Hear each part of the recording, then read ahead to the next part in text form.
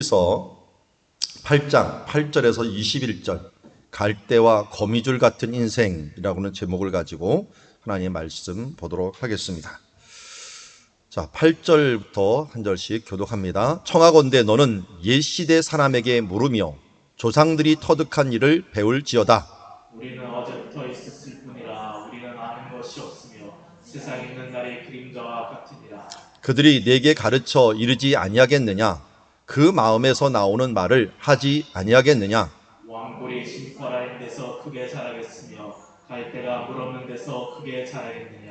이런 것은 새순이 돋아 아직 뜻을 때가 되기 전에 다른 풀보다 일찍이 마르느니라. 하나님을 잊어버린 자의 길은 다 잃어갔고 저속한 자의 희망은 무너지리니. 그가 믿는 것이 끊어지고 그가 의지하는 것이 거미줄 같은즉 그 집을 의지할지라도 집이 서지 못하고 굳게 붙잡아 주어도 집이 보존되지 못하리라. 그는 햇빛을 받고 물이 올라 그 가지가 동산에 뻗으며 그 뿌리가 돌무더기에 서려서 돌 가운데로 들어갔을지라도 그곳에서 뽑히면 그 자리도 모르는 채 하고 이르기를 내가 너를 보지 못하였다 하리니 그 길의 기쁨 이와 같고 그 외에 다른 것이 흙에서 나리라.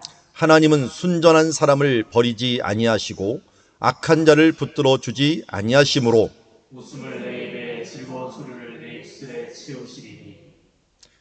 같이 읽습니다. 너를 미워하는 자는 부끄러움을 당할 것이라 악인의 장막은 없어지리라. 아멘. 자, 오늘 우리 욥기 말씀을 보면은 인생에 대해서 여러 가지로 비유를 하고 있습니다. 앞에 보면은 우리 8절부터 쭉 보면은 하나가 왕골, 11절에 보면 왕골과 갈대 같다라고 얘기를 하고요. 또 하나는 이 거미줄과 같다. 14절에 그 의지하는 것이 거미줄과 같다라고 하는 말로 이야기하고 있습니다. 그래서 제가 제목을 이 갈대와 거미줄 같은 인생이라고 하는 제목을 정했는데요. 앞에 보면 이스라엘의 그 특징, 지금 이스라엘 찍은 사진들인데요. 맨 왼쪽에 있는 부분들은 아벡이라고 하는 곳을 찍었는데 이게 파피루스입니다. 파피루스가 오늘 왕골이라고 하는 말로 이제 번역이 돼 있어요. 왕골이라고 하는 번역이 있고요. 그 아래 보면은 갈릴리 바다 근처에서 찍은 거예요. 갈릴리에서 갈대가 이렇게 많은데 여기 보면 이 갈대가 물 없는 데서 크게 자라겠느냐? 물이 있는 데서 자라는 거죠. 갈대는 여기서. 그리고 오른쪽에 있는 사진이 요단강입니다. 요단강인데 이제 막 자라는 갈대도 있고요. 이 갈대가 때가 되고 바로 죽는 갈대, 오른쪽은 다 죽은 갈대고 왼쪽은 지금 자라나는 갈대를 보고 있습니다. 그래서 11절 왕골이 진펄하는 데서 어떻게 자라겠느냐라고 말하면서 이 파피루스가 이 진흙과 같은 곳, 또 물이 많은 곳, 여기서 그런 곳에서 자라고 있죠. 그리고 갈대가 물 없는 데서 어떻게 크게 자라겠느냐. 크게 자라는 2, 3m까지 자라요. 2, 3m 자라는 것들은 갈릴리 바다라든지 요단강이라든지 이런 곳에 자라죠. 그래서 요단강 근처에서 세례를 주던 세례 요한을 보고 예수님이 뭐라 그랬습니까? 너희가 무엇을 보러 나갔더냐? 바람에 흔들리는 갈대더냐라고 하는 말, 이 갈대가 요단강 근처에 많았기 때문에 갈대 이야기가 나옵니다.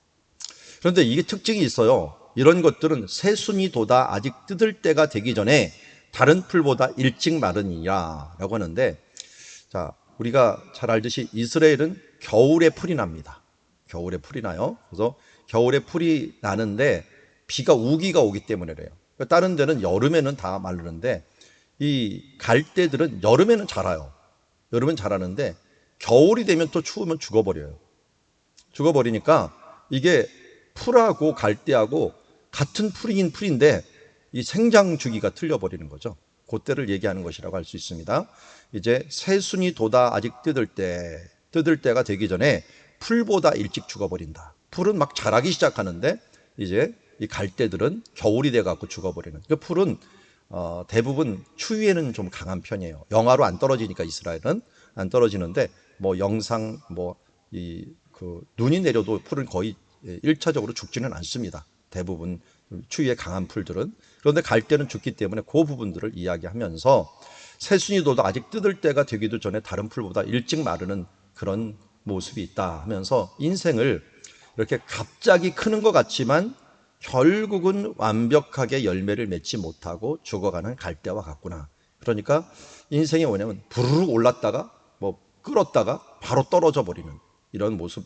이 욥을 빗대서 얘기하는 거죠. 욥이 내 인생이 그렇게 부자로 막 서는 것 같더니 이제 다른 풀이 날 때 너는 이제 져버리는구나 하는 모습을 이야기하는 거예요. 자, 이게 어떤 환경에서 나오는 겁니까? 수핫 사람 빌닷이 지금 욥을 보고 얘기하는 거죠. 그래서 우리 유명한 말 7절 말씀이 있어요. 7절 한번 읽어볼까요? 시작. 내 시작은 미약했으나 내 나중은 신이 창대하리라.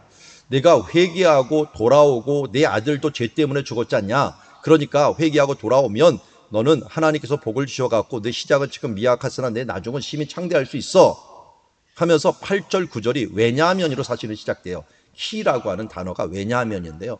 왜냐하면 청하건대 너는 예시대 사람에게 물어보고 조상들이 터득한 일을 배워봐 라고 얘기합니다. 이게 뭐냐면 그 전에 이 대만 사람 엘리바스는 내가 계시를 받았다, 내가 환상을 보았는데 하면서 자기 경험에 빗대어서 욥을 얘기했는데 이것도 안 통하는 거예요. 그러니까 이번은 뭘 얘기합니까? 조상들로부터 내려온 지혜야, 조상들이 경험한 것들이야 하면서 이것들을 가서 조상들의 원리를 가지고 얘기를 하고 있습니다. 그리고 또 9절에도 왜냐하면 우리는 이제 어제부터 있었을 뿐이라 우리가 아는 것이 없으며 세상에 있는 날이 그림자와 같으니라. 왜 옛날 사람들의 말을 존중해 줘야 되느냐? 옛날에는 다 그것이 경험하고 경험해야했는데 우리는 정말 인생 짧지 않느냐? 인간이 강한 점이 뭡니까? 그동안 지식들을 축적해 오는 거 아니겠습니까? 그 지혜를 축적해 오니까 너는 이 부분들에 대해서 이 선조들에서 오는 이 지혜를 너는 배워야 돼 하면서 뭐라고 얘기합니까? 그러면서 하하 이렇게 나오는데 하는 그 의문사예요. 우리나라는 의문사가 뒤에 나오지만 뭐뭐 하지 않겠느냐 하면서 의문사가 앞에 10절 11절에 나오게 됩니다. 그게 뭐냐면 그들이 내게 가르쳐 이르지 아니하겠느냐, 그 마음에서 나오는 말을 하지 않겠느냐. 너는 그러니까 한마디로 조상들이 우리에게 준 이 지혜의 말들을 꼭 들어야 돼 하면서 이 위인들이 주시는 말씀을 들어야 돼 라고 하면서 하나 11절에 왕골이 진펄가 아닌 데서 크게 자라겠으며 갈대가 물 없는 데서 크게 자라겠느냐 하면서 한 교훈을 얘기하는 거죠. 왕골이 진펄인 데서 자라고 갈대가 물인 데서 자란다. 그렇지만 새순이 돋아 아직 뜯을 때가 되기 전에 또 순이 계속 돋아나는데 그것을 뜯기 전에 다른 풀보다 일찍 마르니라 하면서 결론적으로 조상들이 주는 그 지혜가 뭐냐 이렇게 빗대어 얘기하는 게 13절을 얘기하려고 하는 거죠. 13절 같이 한번 읽어볼까요? 시작. 하나님을 잊어버리는 자의 길은 다 이와 같고 저속한 자의 희망은 무너지느니라. 아멘. 자, 맞습니다. 이거 굉장히 좋은 말이죠. 하나님을 잊어버리는 사람들은 이렇게 막 자라갖고 정말 빨리 자랍니다. 이 갈대가 자라는 거 보면은 여러분 풀 하나가 2, 3m가 자라니까 어마어마하게 빨리 자라는 거죠. 그게 한 2, 3개월 안에 자라는 거예요. 안에 자라니까 이게 어마어마하게 자라는 겁니다. 이거 하루가 지나면 쑥쑥쑥쑥 커 있는 이 갈대들을 이걸 보는데 이렇게 네가 지금 이 정말 형통하고 잘 자랐지 않느냐. 그렇지만 하나님을 잊어버렸기 때문에 꺾여버린 거야. 너의 희망이 이 저속한 이 희망이 무너져 버린 거야 하면서 은근히 욥이 그렇게 잘 나갔던 일들이 이렇게 꺾인 데는 바로 이유가 있다라고 하는 것입니다. 그게 뭐냐면 하나님을 잊어버린 거고 잘못된 소망을 갖고 있었기 때문이다 하는 거죠. 우리 앞에 1절부터 7절을 여기서 얘기를 안 해서 그러는데 이미 수핫 사람 빌닷은 욥을 확실하게 정죄를 했어요. 심지어 자녀들이 죽음까지도 그들이 그 잘못 때문에 죽은 거야 하면서 이 정죄를 너무 급하게 합니다. 정죄할 때는 굉장히 주의해야 되는데 우리 사람들 중에 입이 정말 빠른 사람들이 있어. 저 사람은 저거 잘못해서 그래, 이 사람은 이거 잘못해서 그래 하면서 함부로 내 마음에서 정죄하는 일들이 있게 됩니다. 오늘 여기 그 묵상 에세이 보니까 좋은 말을 해 주었네요. 여기 지성인과 인이 비지성인과 구별되는 점은 내키는 대로 말하거나 행동하지 않는다는 것이다. 절제 미덕을 아는 것이다. 지성인은 이 욕을 알아도 그것을 일상에 쓰지 않는다. 생각은 말의 집. 생각이라고 하는 것은 말의 집이다. 말이 나오는 것이고 집이라고 하지 않던가. 말보다 중요한 것은 생각이고 또 말과 생각보다 중요한 것은 바로 실천이다. 특히 신앙인에게는 말 없는 믿음이 믿음보다는 그 믿음에 대한 사랑의 실천이 더욱 가치가 있다. 좋은 말이죠. 예. 우리가 나도 모르게 입으로 함부로 얘기하는 것들 이런 부분을 참 조심해야 되는 부분이에요. 일주일 동안 계속 제가 말씀 보았지만요. 이게 정말 쉽지 않은 말씀이에요. 저도 하루하루를 이 말씀 하면서 제가 여태까지 큐티 준비하는 것 중에 요새가 제일 힘든 것 같아요. 그날은 새벽에만 기도 묵상하고 하면 스토리에서 하나님 오늘 이 말씀 전하라는구나 하고 그 다음날 새벽에 전하면 됐는데 요새는 새벽에도 보고 또 점심에도 보고 저녁에도 보고 또 다시 일어나갖고 또 새벽 기도하기 전에 오늘 그래서 뭘 말하시려는 건가 해갖고 또 오면은 그때는 생각이 안 나가도 또 이 장소에 서면은 또 새로운 것으로 하나님의 말씀을 해주셔갖고 근근히 이 욥기를 지금 이어가고 있습니다. 그런데 제가 이 말씀을 이어가면서 고민하면서 나가다 보니까 이게 참 좋은 말씀이다 하는 것들도 나도 모르게 이 말씀이 나올 때가 있어요. 예를 들어서 욥이라고 하는 사람을 예수님과 비교하는 부분들 굉장히 중요해요. 욥을 이해하지 못하는 사람들은 예수님을 이해할 수가 없어요. 그러니까 고대에 이 성경이 기록되었는데 욥기서가 없었다면 예수님은 그야말로 수치스러운 죽음을 받은 저주의 죽음을 받은 사람으로 치부될 수가 있었어요. 예수님의 십자가는 어리석은 것이다. 예수님의 십자가를 영광의 것이라고 인정할 수가 없을 수 있는 것이 욥기가 없었다면 그래요. 그러니까 욥과 같이 의인의 고난이 있다. 이것도 그냥 짧게 얘기하는 게 아니라 아주 길게 42장을 얘기하면서 그 고난들을 시편 앞서서 계속 이야기하면서 이런 고난이 있어 라고 하는 것들을 사람들에게 계속 주지를 시켜갖고 신약시대 때 예수님이 오실 길을 준비했다는 거예요. 그러기에 의인의 고난 이 부분들을 정말 잘 보여준 게 욥기입니다. 어떻게 보면 우리 인생이 풀리지 않는 질문들 같은 것들을 욥기를 통해서 좀 위로를 받고 힘을 얻을 때가 있어요. 왜 이 일들이 일어났을까 모를 때 욥도 고민했다는 거죠. 그러나 확실한 건 답이 있다는 거예요. 그런데 또 여기서 보면 제일 힘든 일이 뭔가 봤더니 제일 힘든 일이 사람 관계, 비난의 말, 이 말들이 힘들다는 거예요. 그것도 더 힘든다는 게 뭐냐면 잘못된 적용에 대한 문제라는 거예요. 말은 옳은데 이게 적용이 잘 안 되는 거예요. 이거 적용 안 되는 문제가 우리의 고민이거든 사실. 그래서 제가 욥기를 보면서 항상 끝에 가서 오늘도 제가 정말 아침, 점심, 저녁 계속 봤는데 그래서 어쨌다는 거야. 이 말이 결론이에요. 그래서 어쨌다는 거야. 그래서 어쨌다는 거야. 아니 그래서 하나님을 잃어버린 자들은 이렇게 갈대같이 왕골같이 있다 그냥 없어져 버리는 거야. 저족한 인간이 되는 거야. 근데 그 욥하고는 그게 무슨 상관이라는 거야. 그래서 어쨌다는 거야 하면서 근데 욥을 이걸 듣는 사람은 더 괴로워요. 왜냐면 맞는 말이긴 한데 동감이 안 돼. 공감이 안 된단 말이에요. 자기에 맞는 말은 아니거든요. 그러면서 차라리 자기를 찌르는 말만 하는 거예요. 그러니까 너무 힘든 거죠. 여기서 또 얘기를 해요. 그가 믿는 것이 끊어지고 그가 의지하는 것이 거미줄 같은 즉. 그래서 욥이 그동안 가져왔던 모든 의지하는 것들이 너 거미줄 같은 인생을 살았어.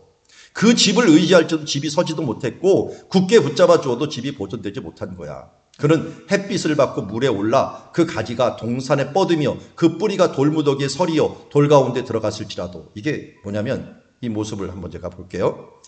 그가 믿는 것이 끊어지고 그가 의지하는 것이 거미줄 같다. 한번 거미줄 보세요. 거미줄을 어떻게 끊죠? 이렇게 하면 그냥 끊어져 버려요. 그냥 끊어지는 인생과 같다는 거예요. 너무 나약한 인생, 우리 인생이 꼭 거미줄과 같은 인생이 된다는 거예요.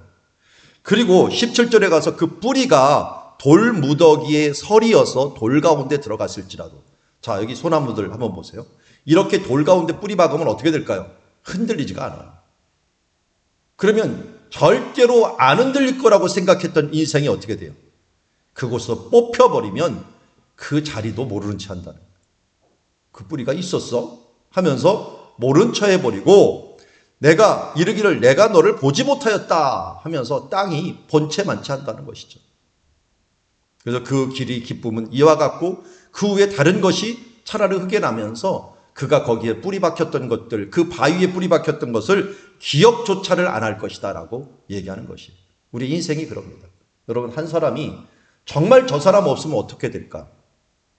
여러분, 저를 보고서 제가 없으면 우리 교회가 어떻게 될까 하는 분들 계세요? 전혀 걱정하지 마세요. 제가 없어도 교회 잘 돌아갑니다. 저는 하나님께 여기서 보내신 것 뿐이고, 우리가 각 사람이, 여러분들 혹시 부모님들 내가 없으면 자녀들 어떻게 할 거라고 생각하세요? 하나님이 나한테 맡겨주신 것 뿐이지 내가 꼭 있어야 되는 것들, 그것들 때문에 절대적이라고 생각하시면 안 돼요. 내게 주어진 사명의 길이고 내게 하나님께서 이것을 주신 참 이 자리가 내게 주신 가장 좋은 자리요, 하나님께 주신 지금 요긴한 자리에 있는 거지 내가 아니면 안 돼라고 생각을 하면서 함부로 살아가다가는 이 나무들하고 비슷해지는 거예요. 뿌리가 돌모르게 서 있었고 꽉 잡고 있었고 내가 아니면 이 바위를 붙잡아 줄 것도 없고 이 산을 붙들 사람 없어라고 했지만 그게 뽑혀버리면 모르는 채하고 내가 너를 보지 못하리라. 이게 인생이에요. 저도 유명한 교수님을 많이 봅니다. 앞서서 교수님들 중에 존경하던 분들이 돌아가신 것들을 보는데 야, 그분들 없으면 어떡할까? 이 학계가 어떻게 될까? 하는 생각을 하다가도 그분이 돌아가셔도 또 잘 돌아가더라고요. 그렇게 소중히 여겼던 분들 기억도 못하는 때가 너무 많아요. 인생이 원래 그런 겁니다. 그런데 이걸 지금 욥한테 적용을 시키니까 욥, 네가 뿌리 박았다가 없어져도 기억도 안 해.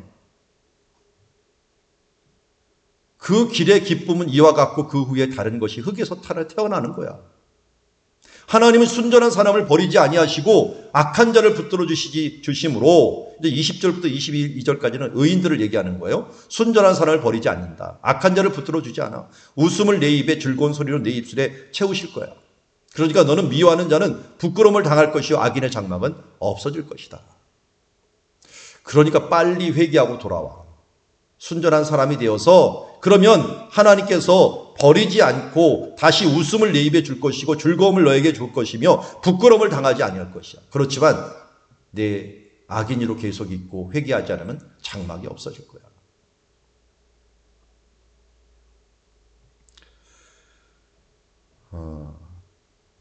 참 이 부분들을 욥한테 이야기했지만 가장 큰 부분들은 뭐냐면 경우에 맞는 말이 아니었다는 거예요.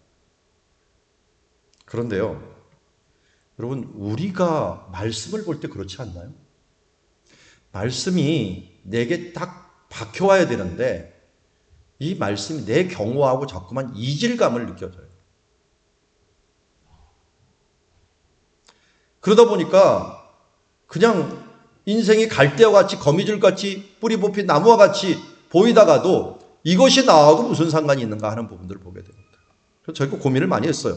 마태복음 7장 24절에 보면은 이렇게 말씀합니다. 예수님이 뭐 나무 뿌리 비유 이런 것처럼 예수님도 비유를 합니다.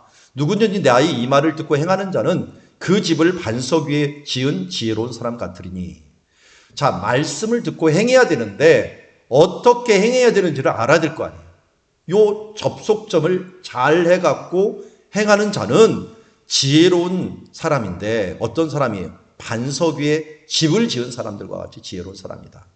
그러다 보면 어려움이 일어나고 창수가 나고 바람이 붙어갖고 집에 부딪히되 무너지지 아니하고 이는 주추를 반석 위에 잘 둔 사람이에요. 잠언서 15장 23절에 이런 말씀이 있습니다. 사람은 그 입의 대답으로 말미암아 기쁨을 얻나니 때에 맞는 말이 얼마나 아름다운고 지혜로운 자는 위로 향한 생명길로 말미암음으로 그 아래에 있는 소를 떠나게 되느니라. 자, 때에 맞는 말이 얼마나 아름답냐라고 얘기하는데 지금 여기 있는 수아 사람 빌닷의 가장 큰 문제는 때에 맞는 말을 하지 못한 거예요. 바른 말이에요. 옳은 말이에요. 좋은 말이에요. 그렇지만 때에 맞는 말을 하지 못했다는 거예요. 또 잠언서 25장 11절 말씀을 얘기하고 있어요. 경우에 합당한 말은 아로새긴 은쟁반의 금사관이라. 슬기로운 자의 책망은 청종하는 귀에 금고리와 정금 장식이니라 라고 얘기합니다. 자, 우리 은쟁반의 금사과라고 하는 말이 어떤 말이냐면 경우에 합당한 말. 그게 바로 은쟁반에 놓인 금사과처럼 이 슬기로운 말이 돼갖고 이런 책망은 청종하는 귀에 금고리 정금 장식과 같다라고 말씀하고 있습니다. 저도 제일 힘든 것 중에 하나가 사실은 적용에 대한 부분입니다. 이번 주에도 신방이 있었고 또 내일도 신방이 있고 계속 신방이 있지만 신방 전에 제가 항상 기도를 하면서 이 가정에 필요한 말씀이 무엇입니까? 라고 하면서 기도를 하고 갑니다. 그 가정에 맞는 말씀을 주셔야 될 거 아니에요. 그냥 내가 준비한 말, 내가 좋은 말, 그냥 교훈되는 말 해봤자 자칫 잘못하다가는 대만 사람 엘리바스나 수아 사람 빌다처럼 얘기하는 격이 돼버리는 거예요. 우리가 누구를 만나던 누가 대화하던 항상 기도하고 만나야 됩니다. 대화해야 됩니다. 그러다 보면 어떻게 됩니까? 우리가 기도하다 보면 그에 맞는 말들에 대한 것들을 하고 그 말에 시작한 뒤에 보람을 느껴요. 그 옛날에 대천동 신부님 예수원 있었던 분이 하시는 말, 정말 저는 그 마음을 좌우명에다 잡고 있는데, 그날 기도한 것 외에는 행동하지 마라. 그렇지 않으면 새로운 일이 생기면 그러면 또다시 기도하고 시작해라. 새벽이 왜 중요합니까? 새벽은 하루를 계획하는 날이에요. 계획하는 시간이에요. 하나님 앞에 나와서 하나님께 기도하고 계획하고 나서 하루를 시작해야지. 여러분, 집을 짓는데 계획 없이 짓는 사람이 있다고 생각해 봅시다. 어떻게 할까요? 설계도 없이 그냥 느끼는 대로 져버려요. 그런 집이 어떻게 되겠어요? 그런데 우리의 인생을 그렇게 사는 사람들이 많이 있어요. 그냥 닥치는 대로, 그냥 하루를 그냥 일어나는 대로, 그냥 이리 쓸려다니고 저리 쓸려다니다 보니까 하나님의 계획이라고 하는 건 안중에도 없고 하나님의 뜻이라는 것들은 아예 마음에도 없고 살아가는 사람들이 많다는 겁니다. 그렇기 때문에 하나님의 뜻이 분별이 잘 안 되는 거죠. 저는 욥기를 보면서 지속적으로 기도를 합니다. 분별력을 더해 주시옵소서. 좋은 말을 아무리 많이 갖고 있고 많은 지식을 가지고 있더라도 사랑이 없으면 울리는 구리와 이 소리나는 꽹과리 같은 그런 모습으로 우리가 있을 수밖에 없는 모습을 봅니다. 정말 하나님의 주시는 그 마음과 그 사랑을 가지고 분별력 있게 말하고 행동하게 하여 주시옵소서. 오늘 인생은 갈대와 같은 거 맞습니다. 인생은 거미줄과 같고요. 인생은 뿌리 뽑히기 쉬운 그 한 나무와 같고 누구도 기억하지 않는 인생으로 분명히 수아 사람 빌닷이 말한 것이 맞습니다. 그래서 어쩌다는 말입니까? 맞는 말은 너무 많습니다. 지금 수능 우리 시험 볼 때 옛날 수능 시험하고 많이 틀려졌다는 소리를 들었어요. 왜 틀려졌느냐? 시험 방향이 틀려졌답니다. 옛날에는 암기하는 게 많았어요. 왜냐하면 알아야지 뭐 면장을 해먹으니까 암기하고 또 그것들을 깨닫다 보니까 지문들이 대부분 내가 얼마나 아느냐를 이 테스트를 했어요. 국어 시험도 그렇고 뭐 영어 시험도 그렇고 얼마나 아느냐, 이 단어에 대해서, 이 뜻에 대해서, 또 이 문장에 대해서 얼마나 또 알고 있느냐를 테스트했는데 지금은 틀리다고 합니다. 얼마나 이해했느냐가 소중하대요. 왜냐하면 지식이 다 있어요. 우린 포털 사이트에다가 뭘 넣으면은 뭐 요리부터 시작을 해갖고 우리 필요한 모든 지식이 다 있는데 문제는 뭐냐면 분별력이에요. 이거 가짜 뉴스인가 진짜 뉴스인가, 이게 내게 도움이 되는가 안 되는가 하는 부분들이 분별이 안 되는 거예요. 그러니까 이해력을 가지고 분별력을 지금 테스트하는 것들이 앞으로의 대세의 시험입니다. 우리 신앙도 마찬가지예요. 성경이 이제는 뭐 핸드폰에도 있고 어디도 있으니까 말씀 한 구절만 치면 원하는 말씀 다 나옵니다. 근데 아는 것이 중요한 것이 아니라 분별하고 적용하는 것들이 더 중요하거든요. 그래서 하나님 앞에 우리가 기도를 더 많이 해야 됩니다. 하나님, 내게 이 지식적인 말씀들을, 내게 알려주신 말씀들을 잘 적용해 갖고 정말 반석 위에 집을 짓는 행동까지 나가려고 하면 그때 적용이 바로 돼야 되는데, 제대로 된 적용, 말도 그렇죠. 상황에 맞는 말을 하게 하여 주옵시고, 그것도 사람들을 위로하고 힘을 주는 말, 이것도 중요하지만 하나님께서 분별력을 주시면 지금은 말할 시간이 아니다, 동감할 시간이다 하면은 함께 울고 함께 그냥 아파하면 되는 건데, 지금 욥의 친구들은 뭘 얘기하는 거예요?